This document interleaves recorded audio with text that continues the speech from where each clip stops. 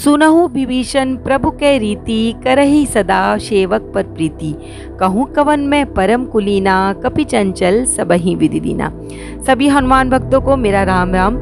दोस्तों, हनुमान जी की कृपा जिस पर हो जाए फिर उसे किसी की चाह नहीं रहती, किसी चीज़ की परवाह नहीं रहती, क्योंकि बाबा अपने भक्तों को कोई कमी होने ही नहीं देते, कभी अकेला ही नहीं छोड़ते। ऐसे ही न जाने कितनी भक्तों की अनुभूतियाँ हमें प्राप्त होती रहती हैं। दोस्तों, जिन भक्तों की ये रियल लाइफ स्टोरी हम आप तक पहुंचाते हैं, वो अगर आप सुनते हैं तो आपकी आस्था और विश्वास जो है बढ़ता जाता है। आप बाबा से उतने ही ज़्यादा जुड़ते जाते हैं और हमारा प्रयास जो है वो सार्थक होता है। तो अगर आपकी कोई ऐसी सच्ची अनुभूति है जो आप हमसे शेयर करना चाहते हैं, तो स्क्रीन पे दिए जा रहे ईमेल एड्रेस पे आप हमें मेल कर सकते हैं और हमारा प्रयास रहेगा उस पर जल्दी से जल्दी वीडियो बनाकर लोगों तक पहुंचाने का, जिससे बाबा के भक्तों की एक चेन सी बनती चली जाए। दोस्तों, आज मैं आपसे फिर से एक सच्ची अनुभूति शेयर करने वाली हूँ, लेकिन उससे पहले आज का प्रश्न मेरा ये है कि सरयू नदी के किनारे एक हनुमान जी का बहुत बड़ा मंदिर स्थापित है। आपको उस मंदिर का नाम मुझे बताना है।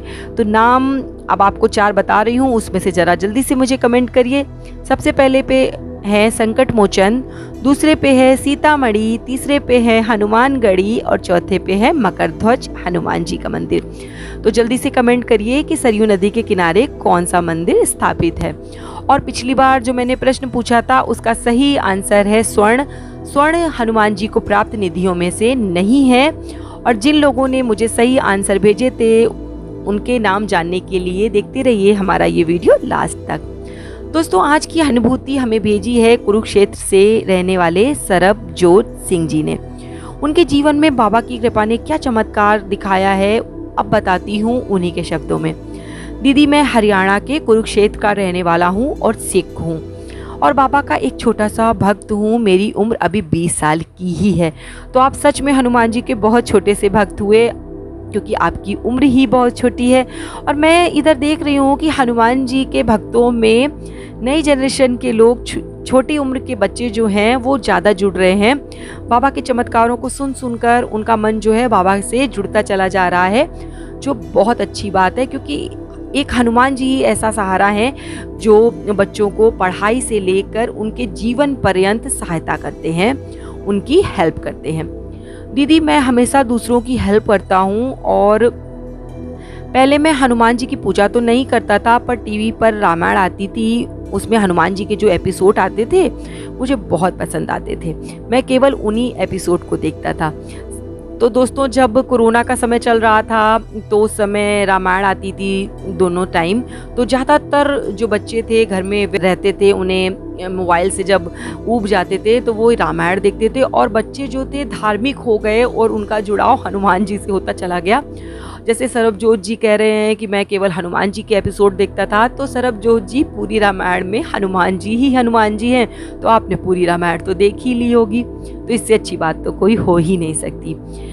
अब वो आगे बताते हैं कि दीदी, एक रात को मैं सो रहा था तो मुझे सपने में हनुमान जी के दर्शन हुए और मुझे ये समझ में आ गया कि बाबा जी मुझे अपनी भक्ति में लगाना चाहते हैं।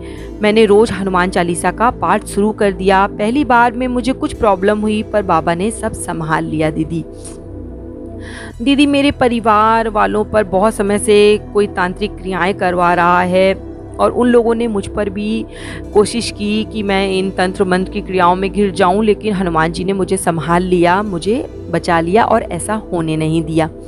सरबजोत जी, हनुमान जी इसी तरीके से अपने भक्तों की रक्षा करते हैं। और इस तरीके की जो क्रियाएं होती हैं, ये तंत्र मंत्र की क्रियाएं होती हैं, मारण, उच्चाटन, सम्मोहन, वशीकरण, इन सब क्रियाओं से अगर आपको बच के रहना है तो आपको हनुमान चालीसा का पाठ नियमित तौर से करना चाहिए।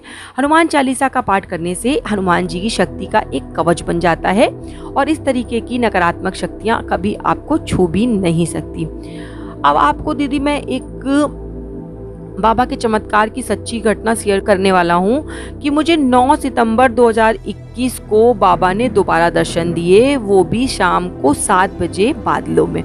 ये इनकी अभी हाल की जो ये घटना ये हमसे शेयर कर रहे हैं, क्योंकि सितंबर का ही तो महीना चल रहा है। तो इन्हें अभी अभी बाबा के दर्शन हुए हैं बादलों में। और बादलों में अगर आप लोगों में से किसी को भी दर्शन हुए हैं तो इसको अपने मन का भ्रम ना समझे, क्योंकि जब हम किसी से बहुत ज़्यादा लगाव करते हैं, किसी से बहुत ज़्यादा प्रेम करते हैं, किसी की भक्ति में बहुत ज़्यादा डूबे होते हैं, तो वो हमें हर जगह दिखाई देने लगते हैं। ये किसी के मानव के प्रेम में भी हो सकता है और ये ईश्वर के प्रेम में भी हो सकता है। तो आप जिस ईश्वर से बहुत प्रेम करते हैं तो वो आपको दीवारों में भी नज़र आएंगे, पत्तियों में भी नज़र आएंगे, आपको हर जगह वो ही दिखेंगे। तो इनके साथ भी ऐसा ही हुआ, इन्हें बादलों में हनुमान जी के दर्शन हुए। बहुत ही सुंदर अनुभूति है। और दोस्तों, अगर इस तरीके की अनुभूति आपको होती है बादलों में तो इसे बिल्कुल भी मिथ्या मत समझिएगा। बाबा अपने भक्तों को इस तरीके से साक्षात दर्शन देते हैं, उसे उनका साक्षात दर्शन समझिए, आपके ऊपर उनकी कृपा समझिए। तो इन्हें जो दर्शन हुए इन्होंने हमसे शेयर किया। अगर आप भी हमसे शेयर करेंगे तो मैं आपकी भी वीडियो लोगों तक पहुंचाऊंगी। अब आती हूं उन लोगों की तरफ जिन्होंने मुझे सही आंसर बताए हैं। तो सबसे पहले नाम लेना चाहूँगी सूर्य प्रताप सिंह जी का, दूसरे पे वरुण ठाकुर जी, आशीष कुमार जी, गोपिका सहोटा जी, चंदन जी और संजय जी। इन लोगों ने सही आंसर दिए थे। स्वर्ण को इन्होंने बताया था कि गलत नाम है और बाकी लोगों ने गलत आंसर दिए थे। मुझे लगता है कि इतने ही लोगों ने मुझे सही आंसर दिए थे, तो मैंने सारे ही नाम आपसे शेयर कर दिए हैं। दोस्तों, आप सभी लोगों को बहुत बधाई और बाबा की कृपा आप सब पर बनी रहे और मुझे सुनने वाले हर भक्त के ऊपर बाबा की कृपा दृष्टि ऐसे ही बनी रहे और उनकी हर मनोकामना पूरी हो। उनके परिवार पे बाबा की कृपा दृष्टि ऐसे ही बनी रहे और उनकी जो जीवन है, उनका जो लाइफ है, अच्छे से चलता रहे।